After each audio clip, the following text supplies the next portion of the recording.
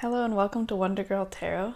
This is your reading for the week of April 27th through May 3rd, 2020. It's a general reading for anyone who feels called to watch it, as well as for my followers and subscribers. Thank you so much if you are already subscribed to the channel, and thank you if you have liked or commented on any of my videos. I appreciate it so very much. So, I've already shuffled the deck and drawn 3 cards. The first is going to represent Monday and Tuesday, the second Wednesday and Thursday, and the third Friday, Saturday, Sunday. But these may be energies that come and go throughout the week and aren't restricted to those particular days. So before we start, I have a poem for the week as well. Today I'm reading a poem by Rilke from his Book of Hours. And it's the translation by Anita Barrows and Joanna Macy. Some love poems to God. So, here we go. It feels as though I make my way through massive rock, like a vein of ore, alone, encased. I am so deep inside it, I can't see the path or any distance. Everything is close, and everything closing in on me has turned to stone. Since I still don't know enough about pain, this terrible darkness makes me small. If it's you, though, press down hard on me, break in, that I may know the weight of your hand, and you the fullness of my cry. So I really love that poem. And I think I find poetry such a solace whenever there's something difficult. Of course, it's enjoyable when everything's good as well. But just to know that another person in the world at some point has felt like they were a vein of ore in a massive rock that was just pressing in. And I think that this time that we're going through now is a bit like that, like this feeling of constriction and oppression.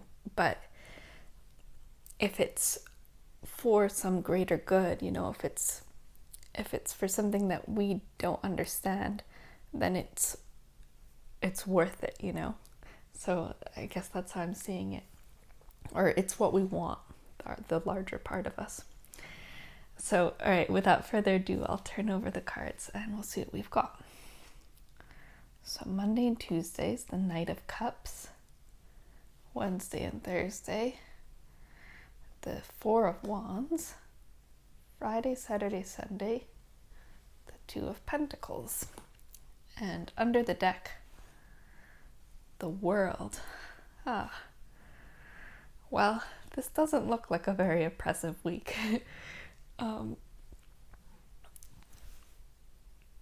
It looks quite beautiful, actually. So Monday and Tuesday, the Knight of Cups. This is some sort of gift, somebody coming into your life. This could be a sweet message, hearing from somebody you love, phone call, text, email, somebody coming to visit. This could be the people around you being extra sweet and kind and loving, or you yourself feeling like you have something to give. Maybe you've been a bit drained or a bit tired or irritable, something like that, and that feeling is going to pass away, and you're just going to feel like your heart is brimming over more, like you have something to offer. And people you encounter are also going to be like this. It could be a particular person that you've been wanting to hear from, and it could be somebody from a distance. I'm just noticing the wings on his helmet. I'm thinking of Mercury and the god of messages and communication. And this could also be somebody giving you a present, somebody, you could get something in the mail, a package or a letter. And it could also be some kind of offer for the future. For some of you, this could be an offer of love, or even like a proposal, because, of course this might just apply to one person, but here the Four of Wands is traditionally a marriage card, or a card for like a stable relationship or family, something like that. Moving in with somebody. Perhaps you're going to go visit your family. This is you, the Knight of Cups, and you're traveling towards the family home. I know that travel is limited, but it's possible for some people. So that could be the case. It could also be that you're feeling quite loving towards your family. That's what I'm getting along better. So yeah, the Wednesday and Thursday we have the Four of Wands. Like I said, this can be a card for marriage or like true love, but it's also a card about families and about so wands represent passion, inspiration, and fours are a number of stability. So that's why it's like where passion and enthusiasm finds a home, and it's a very lovely home, because it's this structure of four wands that let the light and air in. So it's one of love and freedom, stability and freedom, and you can see that from the yellow in the background. I think yellow is the solar plexus chakra. It's all about passion and happiness and stuff like that. So I'm not an expert, but I just know that much. So this looks like something to do with people you love, passion, inspiration. If this is a new project, cups can represent creativity, as can wands. So if this is work, or it could be some sort of passion project you have, you're taking steps towards it. So last week we had a week that was all about movement and inspiration, and that this seems like it could continue out of that. And so this could be like, if you're an artist, if you're a painter, you've got your paints out and you're working on your paintings, or if you're a musician, you're practicing, and maybe you're doing so with other people. You're collaborating, or you're sharing your ideas. Maybe you've had an idea for a project that is very dear to your heart, and you're letting other people in on it, your friends or family or somebody you want to work with, and it's really working for you, or it meets with their enthusiasm. Like, I'm looking at these people, how they have their hands in the air, and like they're in on it and really gung-ho. Anyways, for the weekend, Friday, Saturday, Sunday, we have the Two of Pentacles. So Two of Pentacles, that's Jupiter in Capricorn, which is where Jupiter is right now. And it's about juggling things. As you can see, this guy's juggling two pentacles. It has to do with your material world. So if you have a new project, maybe you've got other responsibilities or work that you're supposed to do, and then you're bringing in this new element and you're having to juggle it a bit. Or maybe if this was like something to do with a love or relationship, or moving to live with somebody or to be with somebody, this would be you trying to figure out how to make the practical elements of that work. And in the background you can see the ships are on this kind of turbulent water. So this guy is, he's successfully juggling things. He's managing, But water is emotions. You may experience a little bit of emotional turmoil, or just, it might not be as dramatic as turmoil, but just feeling a bit unsteady. Especially if it's something you care about a lot, just having to focus and keep the faith and kind of keep your goal in sight and keep those balls in the air, and not like allow yourself to be distracted by fearful thinking or pessimistic thinking, or the ways in which it could be wrong, which would make you drop them all. You have to keep steady and keep everything going.